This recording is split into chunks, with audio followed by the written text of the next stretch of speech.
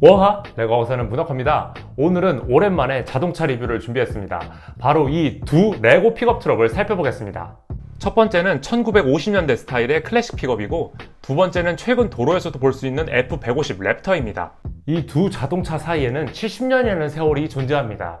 그 시간 동안 많은 것들이 달라졌죠. 그냥 보기에도 두 자동차의 스타일이 완전 다르죠. 근데 가장 큰 차이점은 바로 적재함입니다. 이 적재함이 얘는 스텝 사이드고 얘는 플릿 사이드예요. 쉽게 설명해서 바퀴와 바퀴 사이에 적재함이 위치한 것이 스텝 사이드고요. 그리고 차의 가로 길이, 전폭만큼 적재함의 크기를 늘린 것이 플릿 사이드입니다. 그래서 적재함의 크기가 플릿 사이드가 더 넓습니다. 대신 적재함의 안쪽까지 이렇게 휀더가 있고, 당연히 바퀴 사이즈만큼 넓혔으니까 어쩔 수가 없겠죠. 대신 이제 여기는 직사각형으로 딱 예쁘게 떨어지죠. 왜냐면 휀더가 바깥에 있으니까요. 한마디로 경운기 마냥 바퀴가 적재함 바깥에 있는 게 스텝 사이드인 겁니다. 최근 픽업 트럭은 전부 플릿 사이드입니다. 1955년에 최초의 플릿 사이드가 쉐보레에서 출시된 이후로 계속해서 이 스타일이 유행했는데, 그 전에는 모두 스텝 사이드 픽업 트럭이었습니다. 당시 픽업 트럭 3대장이 있었습니다. 쉐보레 3100 시리즈와 다치 B 시리즈, 그리고 포드의 F 시리즈였죠. 여기서 한 가지 궁금한 점이 생깁니다. 과연 이 세 대의 트럭 중에서 레고는 어떤 트럭을 모델링을 해서 이 트럭을 만들었을까요? 먼저 쉐보레 3100 시리즈는 아닙니다. 이 차량의 가장 큰 특징은 볼록한 후드라인이 그릴까지 이어지는 것인데, 레고 픽업 트럭은 후드가 볼록하긴 하지만 그 볼륨감이 그릴까지 연결되지는 않았습니다. 쉐보레가 아니라면 다치 B 시리즈였을까요? 겉보기에는 비슷하게 보이지만 자세히 보면 차이점이 있습니다. B 시리즈는 앞바퀴 휀더부터 문까지 바디라인이 자연스럽게 연결됩니다. 하지만 레고 픽업 트럭은 이렇게 휀더가 튀어나와 있습니다. 문까지 자연스럽게 연결이 안 되어 있죠. 그리고 또 한 가지 다른 점이 있습니다. 바로 후드가 열리는 방식이죠. 당시 다치 B 시리즈는 후드가 날개처럼 양쪽으로 열리는 형태였습니다. 그에 비해 레고 픽업은 후드가 위쪽으로 열립니다. 그래서 다치 B 시리즈는 아닌 거죠. 여기서 또 한 가지 포인트가 있습니다. 바로 후드가 열리는 부분이 그릴부터 시작한다는 점이죠. 이 점이 포드 F 시리즈와 굉장히 흡사합니다. 이 영상은 1955년 포드 F 시리즈 광고입니다. 이 광고를 보면 후드가 그릴의 윗부분부터 열리는 것을 확인할 수 있습니다. 그 밖에 휀더의 모양, 바디라인 등 그릴의 모양을 제외하고는 거의 모든 부분이 비슷합니다. 그리고 또 한 가지 비슷한 디테일이 있습니다. 이 테일게이트를 보면 레고라고 로고가 적혀 있죠. F 시리즈에도 같은 위치에 로고가 들어있습니다. 레고와 포드가 똑같이 철자가 4개라서 더 비슷한 것 같네요. 이 정도면 그냥 포드 픽업 트럭이라고 해도 됐을 텐데 굳이 일반 픽업 트럭으로 나온 이유가 궁금하긴 합니다. 라이선스 비용을 주기 싫었나? 근데 아마 그건 아닐 겁니다. 기존의 크리에이터 자동차 시리즈에도 런던버스 같이 이제 그 지역을 대표하는 게 출시되기도 했었거든요. 얘 같은 경우에는 이제 1950년대 이제 2차 세계대전 이후에 농경산업 문화 전반에 이제 이 픽업 트럭이 있었기 때문에 아마 이렇게 출시를 한 것 같습니다.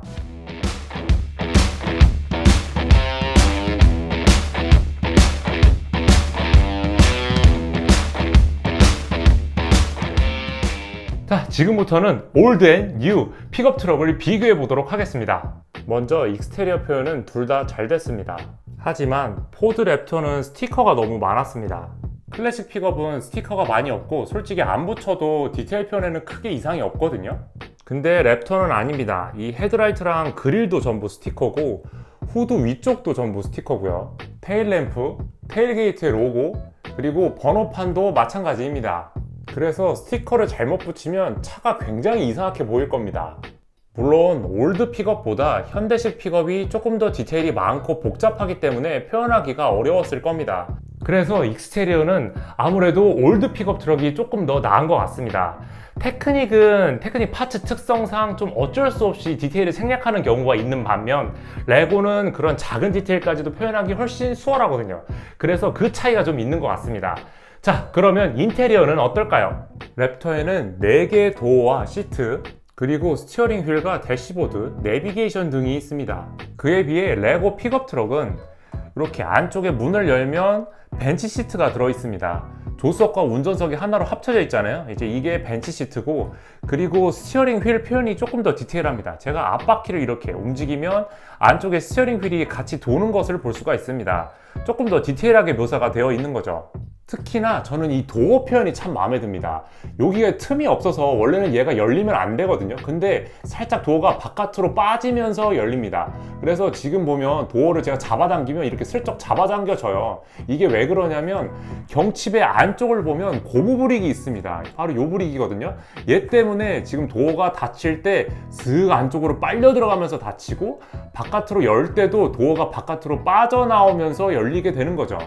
익스테리어와 마찬가지로 인테리어도 결국 레고가 조금 더 디테일했습니다. 테크닉이라 솔직히 어쩔 수 없을 것 같아요. 테크닉 파츠 특성상 원래 구동을 목적으로 설계가 되기 때문이죠. 그래서 기능적인 측면은 테크닉이 훨씬 더 우세합니다. 먼저 공통점부터 설명하고 넘어가겠습니다.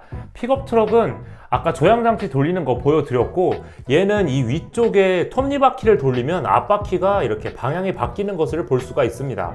그리고 도어와 후드는 모두 열리고요. 테일게이트도 열립니다. 자, 지금부터는 테크닉에만 있는 장점을 설명하겠습니다. 얘를 뒤집어서 바퀴를 굴리면 지금 차축이 돌면서 엔진의 실린더가 실제로 움직이는 모습을 확인할 수 있습니다. 야, 이게 바로 테크닉이지.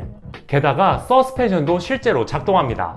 앞바퀴와 뒷바퀴에 모두 서스펜션 파츠가 들어가 있기 때문이죠. 게다가 바퀴와 핸더 사이에 공간이 충분하기 때문에 험지를 주행할 때 아주 좋을 것 같습니다.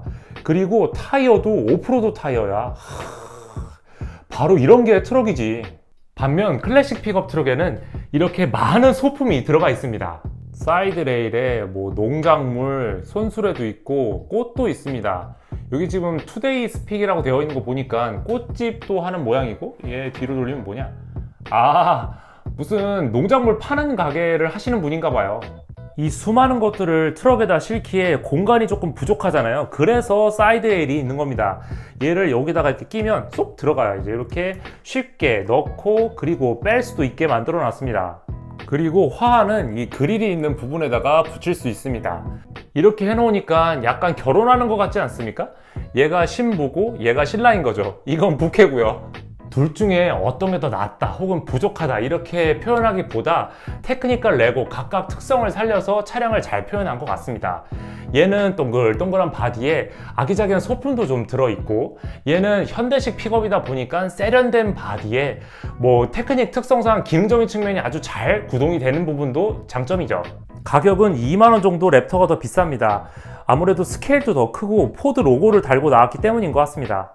개인적으로 이 올드 픽업도 이런 소품들을 다 빼고 아예 포드 픽업 올드 버전으로 나왔으면 어땠을까 라는 생각이 듭니다. 그랬으면 판매도 더 잘 되지 않았을까요? 만약 그랬다면 포드 머스탱 옆에 같이 전시해도 정말 예뻤을 것 같습니다. 근데 뭐 괜찮습니다. 머스탱은 또 카마로랑 두면 되죠. 이제 오는 8월 1일에 카마로가 출시가 되는데 이제 걔랑 같이 갖다 놓으면 될 것 같습니다. 뭐 픽업 트럭은 이렇게 랩터랑 같이 두겠습니다. 자, 이제 제가 준비한 영상은 여기까지입니다. 시청해주셔서 감사합니다. 여러분, 그러면 안녕!